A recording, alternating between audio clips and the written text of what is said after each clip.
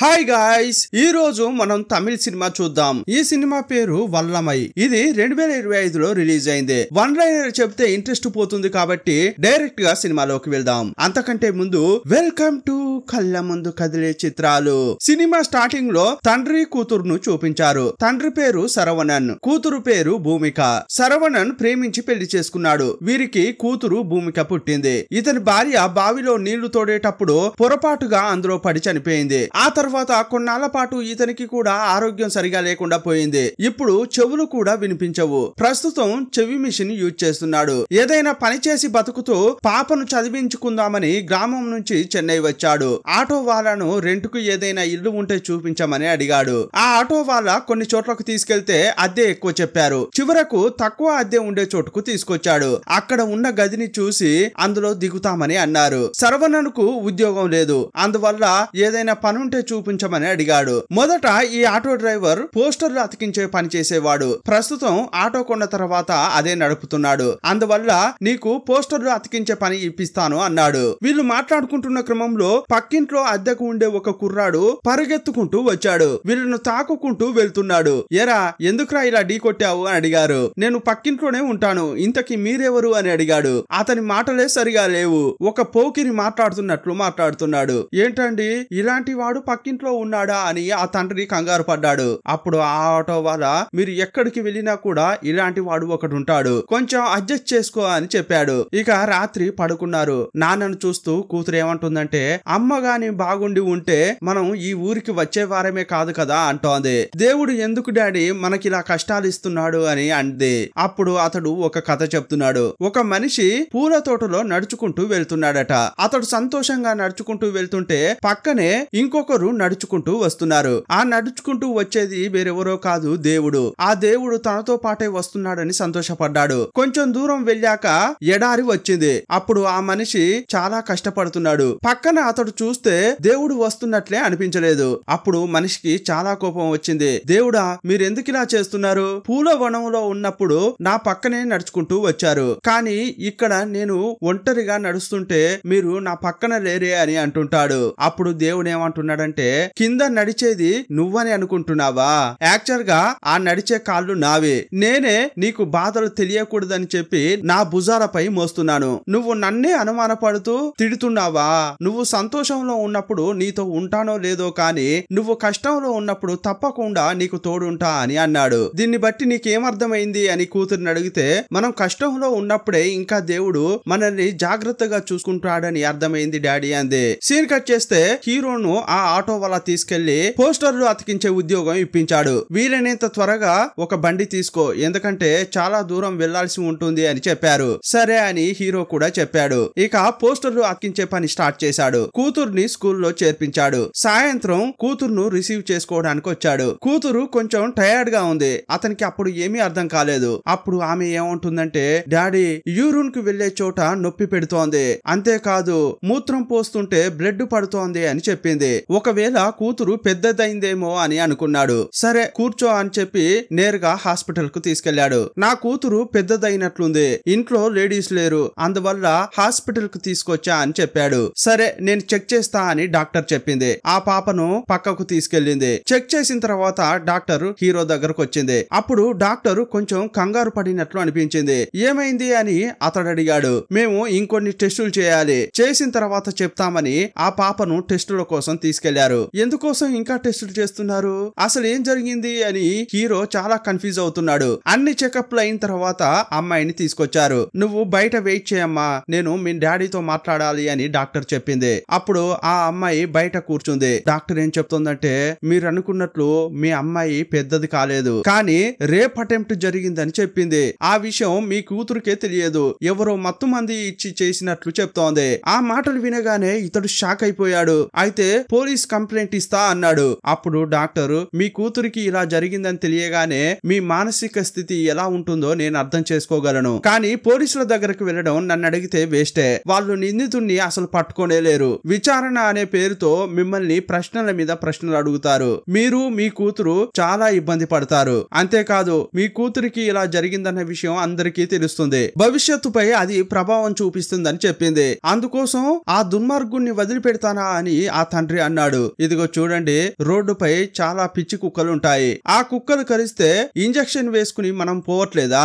అందువల్ల ఇది వదిలేసి వెళ్ళిపోండి. ఆ పిచ్చి కుక్కతో పెట్టుకుంటే మనకే సమస్య అంది. నాకు అనిపించింది చెప్పాను. ఇకపై ఏ నిర్ణయం తీసుకుంటారో మీ ఇష్టం అని డాక్టర్ అంది. వీలైనంత వరకు ఈ విషయం మీ కూతురుకు తెలియకుండా చూసుకోండి అని చెప్పింది. ఇక బయటకు వచ్చాక కూతురుతో నార్మల్ గా ప్రవర్తిస్తున్నాడు. వచ్చే దారిలోనే పోలీస్ స్టేషన్ ఉంది. నువ్వు ఇక్కడే ఉండమ్మా, నేను లోపలికి వెళ్ళొస్తా అన్నాడు. కంప్లైంట్ చేద్దామా అని ఆలోచించాడు. అప్పుడే బయట ఉన్నవారు కొందరు మాట్లాడుకుంటుంటే ఆ మాటలు ఇతనికి వినిపించాయి. ఈ ఇన్స్పెక్టర్ డబ్బు మనిషి, డబ్బులు ఇస్తేనే పని చేస్తాడు, అందువల్ల మనం తప్పకుండా డబ్బులు ఇవ్వాల్సిందే అని కొంతమంది మాట్లాడుకుంటున్నారు. అప్పుడు హీరో, ఇన్స్పెక్టర్ ఇలాంటి వాడా, ఇతన్ని నమ్మి ఈ విషయం చెప్పకూడదు అనుకున్నాడు. కూతురుని తీసుకుని ఇంటికెళ్ళాడు. రాత్రిపూట కూతురు పడుకుంది. కానీ ఈ తండ్రికి నిద్ర పట్టట్లేదు. నెక్స్ట్ నేనేం చేయాలి, నాకే ఎందుకు ఇలా జరిగింది అని ఫీల్ అవుతున్నాడు. డాక్టర్ చెప్పిన విషయాలే మళ్ళీ మళ్ళీ గుర్తుకు వస్తున్నాయి. ఆ రాత్రంతా నిద్రపోకుండా ఏడుస్తూనే ఉన్నాడు. ఉదయం లేవగానే డ్యూటీకి సిద్ధమవుతున్నాడు.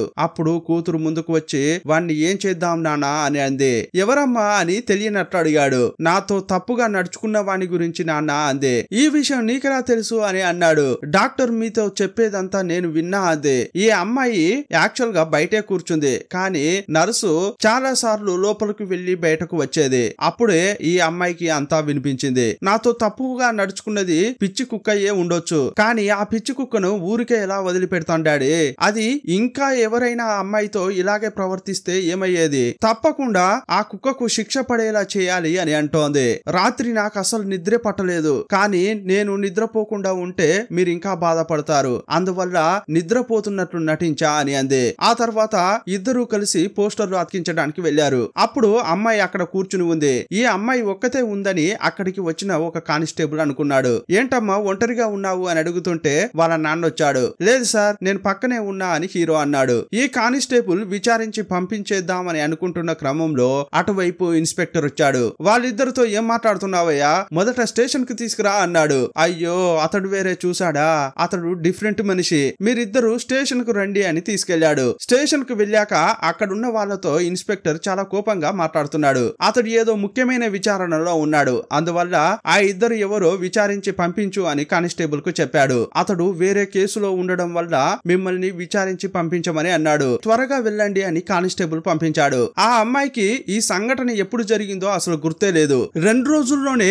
ఇలా జరిగినట్లు చెబుతోంది. అసలు ఏం జరిగిందో ఒకసారి గుర్తు చేసుకో. ఈ 2 రోజుల్లో నువ్వేమేం చేసావో చెప్తే అతన్ని కనిపెడతా అని తండ్రి అంటున్నాడు. అప్పుడు ఆమె అంతా గుర్తు చేసుకుని ఒక్కో విషయం చెప్తోంది. ఇద్దరు రాత్రి పడుకున్నారు. హీరో యొక్క అలారం మోగింది. ఈ అమ్మాయే తండ్రిని లేపింది. డాడీ టైం అయింది, డ్యూటీకి వెళ్ళండి అంది. అతడు వేకువజామునే పోస్టర్లు అతికించడానికి వెళ్తున్నాడు. పక్కింట్లో ఉండే ఆ కుర్రాడు పెట్రోల్ దొంగిలిస్తాడు. అప్పుడు ఇద్దరు అతన్ని పట్టుకోవడానికి వస్తున్నారు. ఆ లోపల ఇతడు ఏం చేశాడంటే బాటిల్ ను హీరో ఇంటి వైపు విసిరేశాడు. అప్పుడు వచ్చిన వాళ్ళు, పెట్రోల్ ఎక్కడ పెట్టావు చూపించరా అని అడుగుతున్నారు. నేను పెట్రోల్ కొట్టేయలేదు, కావాలంటే చెక్ చేసుకోండి అన్నాడు. వాళ్ళు కూడా చెక్ చేశారు, కానీ బాటిల్ దొరకలేదు. అందువల్ల వాళ్ళు వెళ్లిపోయారు. హీరో కాసేపట్లో వచ్చాడు. కాఫీ పెట్టి కూతురును లేపాడు. నువ్వు వెళ్లి స్నానం చేయమ్మా, ఆ లోపు నేను వంట చేస్తా అన్నాడు. అతనికి టైర్డ్ గా ఉండడంతో కాసేపు పడుకున్నాడు. ఆ అమ్మాయి స్నానానికి వెళ్తుంటే పక్కింట్లో ఉండే కుర్రాడు గుర్రుగా చూస్తున్నాడు. దేవా అనే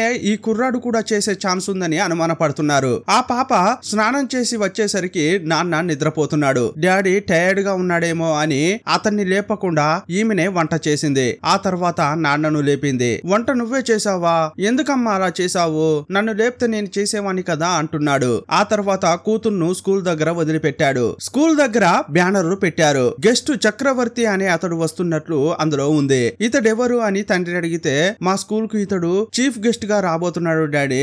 ఈ స్కూల్ కు 50 లక్షల రూపాయలు ఇచ్చాడు. రేపు ఆ ఫంక్షన్ లో నేను భరతనాట్యం చేయబోతున్నాను. ఈ రోజు సాయంత్రం ప్రాక్టీస్ ఉంది, మీరు ఫ్రీగా ఉంటే వచ్చి చూడొచ్చు అంది. సాయంత్రం సమయం ఆ పాప ప్రాక్టీస్ చేస్తోంది. పని త్వరగా ముగించుకుని హీరో కూడా వచ్చి చూస్తున్నాడు. తన కూతురు అలా డాన్స్ చేస్తుంటే మురిసిపోయాడు. ఆ పాప బయటకు వచ్చేటప్పుడు ఫ్యూన్ ఆమె భుజంపై చేయి పెట్టి మాట్లాడుతున్నాడు. ఇదంతా ఒక టీచర్ చూసింది. ఏంటి సార్ ఇలా చేయి పెట్టి మాట్లాడుతున్నారు అని అంటుంటే, చిన్న పాపే కదా మేడం అని చెప్పి అతడు అక్కడి నుంచి వెళ్లిపోయాడు. సాయంత్రం పాపను హీరో ఇంటికి తీసుకొచ్చాడు. ఏమ్మా నాకు అర్జెంట్ గా పని ఉంది, సరే నువ్వు వెళ్ళు లోపలికి అని అతడు ఇంట్లోకి రాకుండానే వెళ్లిపోయాడు. ఆ అమ్మాయి మాత్రమే ఇంట్లో ఉంది. ఆ టైంలో పక్కనే ఉండే దేవా ఉంటాడే, పెట్రోల్ బాటిల్ తీసుకోవడం కోసం ఇంట్లోకి వచ్చాడు. ఆ అమ్మాయి అతన్ని చూసి భయపడుతుంటే ఇదిగో చాక్లెట్ అని ఇచ్చాడు. చాక్లెట్ నాకు వద్దు అని ఆ అమ్మాయి భయపడింది. ఇచ్చినప్పుడు తీసుకోవాలి అని అన్నాడు. ఆమె చాక్లెట్ తిన్నాకే అతడు అక్కడి నుంచి వెళ్లిపోయాడు. అప్పుడు హీరో ఆ చాక్లెట్ తిన్న తర్వాత నువ్వు పడుకున్నావా అని అడిగాడు. అవును డాడీ, నాకు మైకం వచ్చింది, అందువల్ల పడుకున్నాను అని చెప్పింది. అయితే వాడే తప్పుగా నడుచుకుని ఉంటాడని హీరోకు కోపం వచ్చింది. నేరుగా అతని ఇంటికెళ్ళాడు. ఆ ఇంట్లో అక్క తాత అతడు ఉంటున్నారు. దేవా అనే కుర్రాడు ఇంట్లో లేడు. ఎక్కడికి వెళ్ళాడు అని అడిగితే వాడు 2-3 రోజులుగా ఇంటికే రాలేదు, ఎక్కడైనా చూస్తే రమ్మని చెప్పండి అని అతని అక్క అంది. అతడు రెగ్యులర్ గా ఎక్కడెక్కడికి వెళ్తాడో హీరో విచారించాడు. అక్కడికి కూడా అతడు వెళ్ళలేదని తెలిసింది. అయితే వాడు ఎక్కడికి వెళ్లి ఉంటాడు అని ఆలోచిస్తున్నాడు. సరే ఇంకా ఆ తర్వాత ఏం జరిగిందో ఆలోచించి చెప్పమ్మా అన్నాడు. యాక్చువల్ గా ఈ రోజు ఆ పాప డాన్స్ చేయబోతోంది. నాన్న వస్తానని చెప్పాడు కానీ ఇంకా రాలేదు. అందువల్ల డాడీ వస్తాడో రాడో అని ఆమె కంగారు పడుతోంది. స్కూల్ కు త్వరగా వెళ్లాలని వస్తున్నాడు. పెట్రోల్ లేకుండా బండి ఆగిపోయింది. అప్పుడు ఆ పాప మేడం ను చూసి ఫోన్ ఇవ్వండి, మా డాడీకి కాల్ చేయాలి అని అడిగింది. వాళ్ళ నాన్నకు కాల్ చేస్తుంటే స్విచ్ ఆఫ్ అని వస్తోంది. అతని ఫోన్ కు ఛార్జింగ్ అయిపోయింది, అందువల్ల స్విచ్ ఆఫ్ అయింది. ఎలాగైనా స్కూల్ కు వెళ్లాలని అనుకుంటున్నాడు కానీ పెట్రోల్ బంకు ఇంకో 2 కిలోమీటర్ల దూరంలో ఉందని చెప్పారు. నాన్న ఇంకా రారా అని ఆ పాప ఫీల్ అవుతోంది. అప్పుడు టీచర్ ఆమెను చూస్తూ, మీ నాన్న తప్పకుండా వస్తాడమ్మా, నువ్వు ముఖాన్ని ఇలా పెట్టుకుని డాన్స్ చేస్తుంటే బాగుండదు, సరే రా అని మేడం తీసుకెళ్లింది. అప్పుడు చక్రవర్తి చీఫ్ గెస్ట్ గా వచ్చాడు. ఆ తర్వాతే ప్రోగ్రామ్ స్టార్ట్ అయింది. ఒక్కొక్కరుగా పర్ఫార్మెన్స్ ఇస్తున్నారు. ఈ అమ్మాయి కూడా డాన్స్ చేస్తోంది. అప్పుడు ఆమెను ఇతడు తీక్షణంగా చూస్తున్నాడు. డాన్స్ అయిపోయాక ఆ అమ్మాయి అదే డ్రెస్ తో బయటకు వెళ్తోంది. ఏంటమ్మా ఈ డ్రెస్ తోనే వెళ్తున్నావు అని ఫ్యూన్ అడిగాడు. మా నాన్నకు చూపించడం కోసమే అని ఆ అమ్మాయి అంది. డ్రెస్ చిరిగిపోయిందమ్మా, మొదట వెళ్లి ఈ డ్రెస్ మార్చుకో అన్నాడు. ఆ డ్రెస్ మార్చుకోవడం కోసం రూమ్ కు ఆ అమ్మాయి వెళ్తోంది. అప్పుడు ఆ ఫ్యూను ఆమె వెనకే వెళ్తున్నాడు. ఇతన్ని సందేహపడేలా చూపించారు. ఈ స్టోరీ అంతా వింటున్న క్రమంలో పక్కింటి దేవా వచ్చాడనేది హీరోకు తెలియవచ్చింది. వాణ్ణి చంపి పాడేస్తాను చూడు అని అతని ఇంటికి వెళ్ళాడు. బాగా కొట్టాడు. సార్ నేను చేసిన విషయాన్ని ఒప్పుకుంటా అని దేవా అంటున్నాడు. యాక్చువల్ గా స్కూల్ కు ఈ తండ్రి వెళ్ళలేదు కదా, అందువల్ల ఆ పాప చాలా బాధపడింది. కూతురును చూస్తూ క్షమించమ్మా నేను రాలేకపోయాను అని అంటున్నాడు. నేను బండ్లో 200కు పెట్రోల్ కొట్టించానమ్మా, కానీ సడన్ గా పెట్రోల్ అయిపోయింది. ఎలా అయిపోయిందో నాకే తెలియట్లేదు, అందువల్లే నేను స్కూల్ కు రాలేకపోయానమ్మా అని ఆ తండ్రి చెప్తున్నాడు. ఇలా ఇతడు మాట్లాడేదంతా బయటే ఉండి దేవా చూశాడు. ఎందుకంటే పెట్రోల్ తీసింది ఇతడే. అనవసరంగా పెట్రోల్ తీసానే అని ఫీల్ అయ్యాడు. నేను పెట్రోల్ తీయడం తప్పే సార్, క్షమించండి అని అడిగాడు.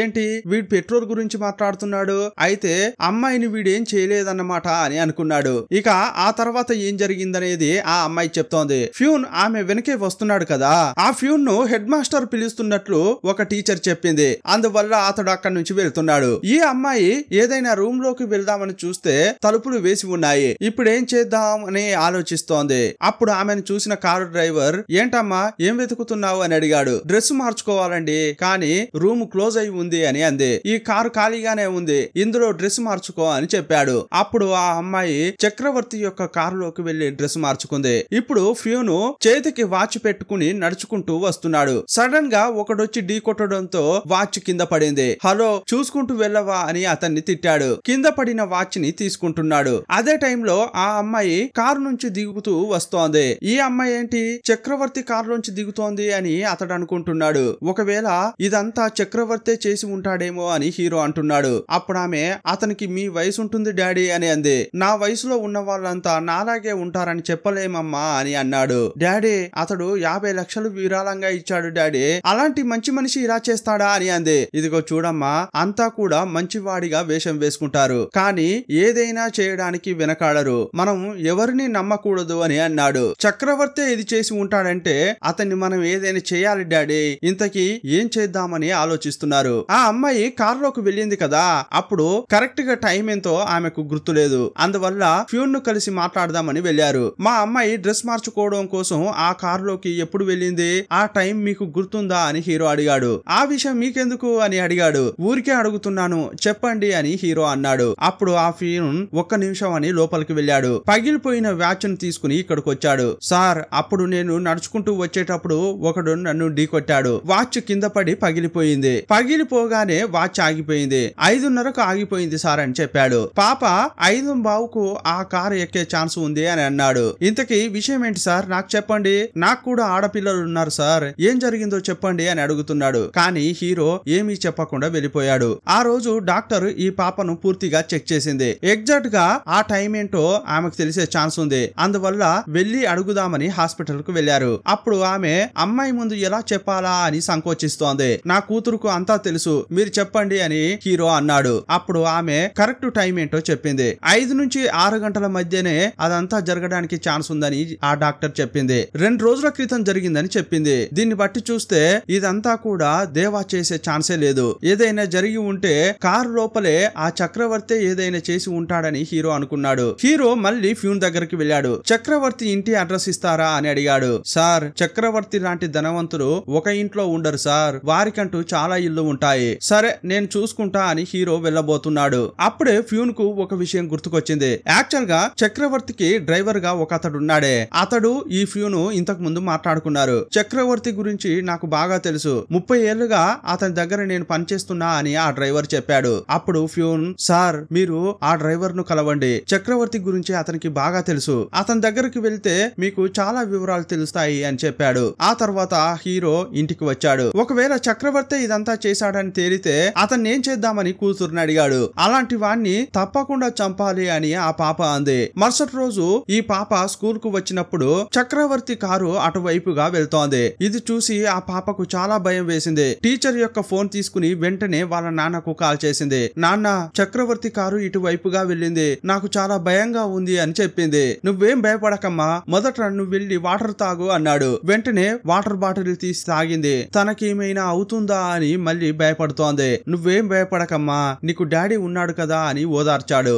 అప్పుడు ఆ అమ్మాయి ఏదో ఆలోచిస్తోంది. యాక్చువల్ గా తండ్రి ఆమెను బంగారు కొండ అని పిలుస్తుంటాడు. ఎప్పటి నుంచి డాడీ మీరు నన్ను ఇలా పిలుస్తున్నారు అని అడిగింది. హీరో ఒక విషయం చెప్తున్నాడు. నేను పడుకునేటప్పుడు ఒక కల వస్తుందమ్మా, ఆ కలలో పాము నన్ను ఒక చోటుకు తీసుకెళ్తుంది. అక్కడ ఒక బంగారు కొండను చూపించేలా తీసుకెళ్తుంది. కానీ దాన్ని తీయాలని అనుకునే లోపే ఆ పాము కరుస్తుంది. అప్పుడు మెలకువ వస్తుంది. ఇలాగే నాకు కంటిన్యూగా జరిగేది. కానీ నువ్వు పుట్టిన తర్వాత నాకు అలాంటి కలే రావట్లేదు, ఎందుకంటే ఆ బంగారు కొండవు నువ్వే, నాకు దొరికావు కదా అని అన్నాడు. అప్పుడు ఆమె సంతోషంగా తండ్రిని హక్ చేసుకుంది. చక్రవర్తి బిజినెస్ విషయంగా చాలా మందితో ఫోన్ లో మాట్లాడుతున్నాడు. ఇదంతా కూడా డ్రైవర్ వింటూనే ఉన్నాడు. ఇలా అతడు ఫోన్ లో మాట్లాడే చాలా విషయాలను డ్రైవర్ వింటాడు. అందువల్లే చక్రవర్తి గురించి ఇతనికి బాగా తెలుసు. రాత్రిపూట డ్రైవర్ పని ముగించుకుని నడుచుకుంటూ వస్తున్నాడు. ఒక ఆటో అటువైపు వెళ్తుంటే ఆపి అందులో ఎక్కాడు. చూస్తే ఆ ఆటోలో వీళ్ళిద్దరున్నారు. హీరో అతని కూతురు మారువేషంలో ఉన్నారు.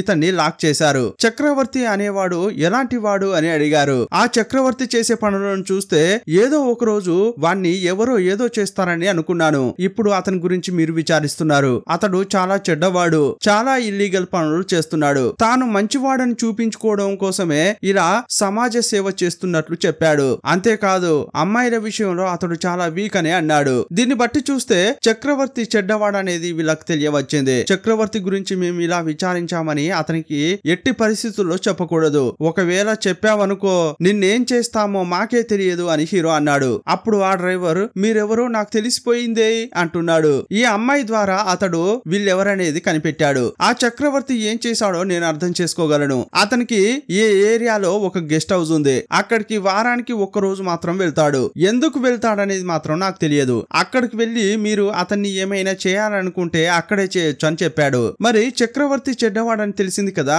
అతని దగ్గర ఎందుకు పని చేస్తున్నారు అని హీరో అడిగాడు. ఏం చేసేదండి, కుటుంబాన్ని నెట్టుకు రావాలంటే ఏదో ఒక పని చేయాలి కదా, అందువల్లే అడ్జస్ట్ చేసుకుని పని చేస్తున్నా అని చెప్పాడు. ఆ చక్రవర్తి వారానికి ఒక రోజు వచ్చే గెస్ట్ హౌస్ గురించి వీళ్ళు తెలుసుకున్నారు. అతడు ఒంటరిగా వస్తాడా ఇంకెవరితోనైనా వస్తాడా అనేది ఆలోచిస్తున్నారు. టైం దొరికినప్పుడల్లా కూడా అక్కడికి ఏ దారి గుండా వెళ్ళొచ్చు అనేది చెక్ చేశారు. అంత పెద్ద మనిషిని మనం చంపగలమా అని హీరో అనుకుంటున్నాడు. అప్పుడు ఆ పాప ఏమంటుందంటే అతన్ని మనం చంపకపోతే మనుషులను పెట్టి చంపిద్దామని అంది. అప్పుడు వాళ్ళు ఒక ఐడియా చేస్తారు. చేస్తున్నారు. చక్రవర్తి ఇక్కడ ఉండడం కోసం వస్తాడు కదా, అంతకంటే ముందే వీళ్ళు సెట్ చేసిన మనిషి అక్కడ ఉండాలని అనుకుంటున్నారు. చక్రవర్తి రాగానే అతన్ని చంపేయాలి, ఆ తర్వాత ఎస్కేప్ కావాలి. ఈ పని చేసినందుకు అతనికి మనం డబ్బులు ఇద్దామని కూతురు అంటోంది. అప్పుడు హీరో ఏమంటున్నాడంటే, ఇలా హత్యలు చేసే వారికి తక్కువలో తక్కువగా 10 లక్షలైనా ఇవ్వాలమ్మా అంటున్నాడు హీరో. కానీ మన దగ్గర అంత డబ్బు ఎక్కడిది, అమ్మ నగలు అమ్మినా కూడా అంత డబ్బు రాదమ్మా అన్నాడు.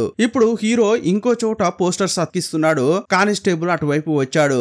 ఏయా, నీతో పాటు ఈ అమ్మాయిని తీసుకురావద్దని ఎన్నిసార్లు చెప్పాలి, అందువల్ల ఇంటికి తీసుకువెళ్ళావయ్యా అన్నాడు. ఇక వీళ్ళిద్దరు వెళ్తుంటే ఇద్దరు తాగుబోతులు బాటిల్ ను విసిరేశారు. కొంచెమైతే అది ఆ అమ్మాయికి తగిలేది. అందువల్ల హీరో వాళ్ళని తిట్టాడు. ఏంటి మమ్మల్నే తిడతావా అని వాళ్ళు గొడవకొస్తున్నారు. హీరోను తోసేయడానికి వెళ్తున్నారు. అప్పుడు హీరోకు చాలా కోపం వచ్చింది. వాళ్ళతో ఫైట్ చేస్తున్నాడు. ఇద్దరు బాగా మైకంలో ఉన్నారు. వాళ్ళిద్దరిని కొట్టేశాడు. అదే టైంలో పోలీస్ బండి ఇటువైపు వచ్చింది. ఇన్స్పెక్టర్ వీళ్ళను బండిలో ఎక్కించుకుని స్టేషన్ కు తీసుకెళ్లాడు. ఇన్స్పెక్టర్ అసలు ఏం జరిగిందనేది సీసీటీవీ ఫుటేజ్ కలెక్ట్ చేశాడు. ఫుటేజ్ చూస్తే ఇద్దరిని హీరో కొట్టాడనేది అతనికి తెలిసిందే. ఏయ్యా, ఇంత దారుణంగా వాళ్ళని ఎందుకు కొట్టావు అని అడిగాడు. సార్, వాళ్ళు బాటిల్ విసిరేశారు సార్, కొంచెమైతే నా కూతురుకు తగిలేది. అయినా కూడా నేను సాధారణంగానే మాట్లాడాను, కానీ వాళ్ళే గొడవకు వచ్చారు. వేరే దారి లేక వాళ్ళను కొట్టాల్సి వచ్చింది సార్ అన్నాడు. ఇతనిపై తప్పు లేదనేది ఇన్స్పెక్టర్ కు తెలిసింది. సరే, ఇకపై ఇలా గొడవ పడకూడదు, వెళ్ళిపో అని చెప్పాడు. మనిషిని పెట్టి చంపిద్దామని అనుకున్నారు కదా, కానీ ఇప్పుడు మాత్రం అలా చేయొద్దు అనుకున్నారు. ఎలాగోలో చేసి అతనికి డబ్బు కూడా ఇయ్యొచ్చు, కానీ అతడు రేపో ఎల్లుండో ఎవరికైనా చెప్పాడనుకో అప్పుడు చాలా డేంజర్ అని తండ్రి అంటున్నాడు. అందువల్ల ఈ హత్యను మనమే చేద్దాం, మనం కాదు నేను చేస్తా అని ఆ తండ్రి అన్నాడు. ఈ కేసులో గాని దొరికితే నీ లైఫ్ స్పాయిల్ అయిపోతుంది అని అన్నాడు. అప్పుడు ఆ పాప, లేదు డాడీ, వాడి చావును నేను కల్లారా చూడాలి అంటోంది. అప్పుడే నా భయం పోతుంది, నేను ప్రశాంతంగా నిద్రపోతా అని చెప్పింది. ఇలా మాట్లాడేటప్పుడు సడన్ గా అతడు సాడ్ గా ఫీల్ అవుతున్నాడు. ఎందుకు డాడీ అలా ఏడుస్తున్నారు అని అంటుంటే, చదువుకునే వయసులో నీతో మర్డర్ ప్లాన్ గురించి మాట్లాడుతున్నాను చూడమ్మా, అందుకే బాధేస్తోంది అని అన్నాడు. ఒకవేళ ఈ కేసులో నేను పోలీసులకు దొరికితే నిన్నెవరు చూసుకుంటారు అని బాధపడుతున్నాడు. ఈ వారంలోనే అతన్ని చంపాలని ప్లాన్ వేసుకున్నారు. చక్రవర్తి గెస్ట్ హౌస్ కు వచ్చాడు. వీళ్ళు దాక్కుంటూ అతని ఇంటికి వెళ్లారు. అతడు నీళ్లు తాగడం కోసం పై ఫ్లోర్ నుంచి కింది ఫ్లోర్ కు వస్తున్నాడు. అప్పుడు వీళ్ళు మెట్ల దగ్గర దాక్కున్నారు. అతడు నీళ్లు తాగేటప్పుడు వెనక నుంచి ఎవరో వచ్చినట్లు అనిపించింది. తిరిగి చూశాడు. అప్పుడు వీళ్ళు దాక్కున్నారు. ఇతడు నడుచుకుంటూ వెళ్లేటప్పుడు హీరో సడన్ గా వచ్చి అటాక్ చేశాడు. కానీ వాడు అడ్డుకుని ఫైట్ చేస్తున్నాడు. అప్పుడే హీరోకు తెలిసింది వీడికి బాగా ఫైటింగ్ తెలుసని. ఇక ఒకరినొకరు కొట్టుకుంటూనే ఉన్నారు. హీరోకే చాలా దెబ్బలు తగులుతున్నాయి. అప్పుడు హీరో సడన్ గా లైట్స్ ఆఫ్ చేశాడు. చక్రవర్తి హీరో ఎక్కడా అని అతని కోసం వెతుకుతున్నాడు. హీరో కనిపించకుండా కొడుతున్నాడు. కానీ అప్పుడు కూడా హీరోను వాడే కొడుతున్నాడు. అతన్ని చంపాలని అనుకున్నామే, వాణ్ణి చంపగలమా అని ఈ ఇద్దరు భయపడిపోతున్నారు. చక్రవర్తి అక్కడి నుంచి ఎస్కేప్ కావాలని అనుకుంటున్నాడు. అదే టైంలో హీరో రాళ్లు తీసుకుని అతన్ని కొడుతున్నాడు. ఎక్కడి నుంచి హీరో కొడుతున్నాడో అతడు గుర్తించలేకపోయాడు. ఇలా 2-3 దెబ్బలు తాకాయి. బాధను తట్టుకోలేక కింద పడిపోయాడు. ఇదే కరెక్ట్ టైం అని హీరో అతని దగ్గరికి వెళ్లి ఫైట్ చేస్తున్నాడు. ఆ తర్వాత అక్కడ ఉన్న ఒక కవర్ తీసి చక్రవర్తి ముఖానికి కట్టాడు. అతడు ఊపిరి తీసుకోలేకుండా దాన్ని చుట్టాడు. కాసేపట్లోనే అతడు చనిపోయాడు. అతడు చనిపోయాడని నిర్ధారించుకున్న తర్వాత వీళ్ళు అక్కడికి వచ్చినట్లు ఏ ఎవిడెన్స్ లేకుండా చేశారు. సైలెంట్ గా తండ్రి కూతురు అక్కడి నుంచి వెళ్లిపోయారు. ఆ తర్వాత బ్యాక్గ్రౌండ్ లో ఒక వాయిస్ ఓవర్ వస్తోంది. అదెవరిదంటే హీరోదే. మన ఇంట్లోకి కాక్రోచ్ వస్తేనే దాన్ని తరిమి కొడతాం, కానీ ఈ సమాజంలో జరిగే అత్యాచారాలు అఘాయిత్యాలను చూసి పట్టించుకోకుండా పోతున్నాం. అమ్మాయిలకు పోలీసులో చట్టమో కోర్టో 100% రక్షణ ఇస్తుందా అనేది ప్రశ్నార్థకమైనది. అమ్మాయిలకు వారి నాన్నల కంటే పెద్ద రక్షణ ఇంకేది ఉండదు. నా బిడ్డకు నేను రక్షణ, తనకు ఏదైనా సమస్య వస్తే చూస్తూ ఊరుకోను అని బ్యాక్గ్రౌండ్ లో హీరో చెబుతుంటే సినిమాను ముగించారు. ఈ సినిమాపై మీ అభిప్రాయం ఏంటో కామెంట్ బాక్స్ లో రాయండి. మా ఎక్స్ప్లెనేషన్ ఎలా ఉందో రేటింగ్ రూపంలో తెలియజేయండి. మరో వీడియోలో మళ్ళీ కలుసుకుందాం. అప్పటి వరకు బాయ్ బాయ్.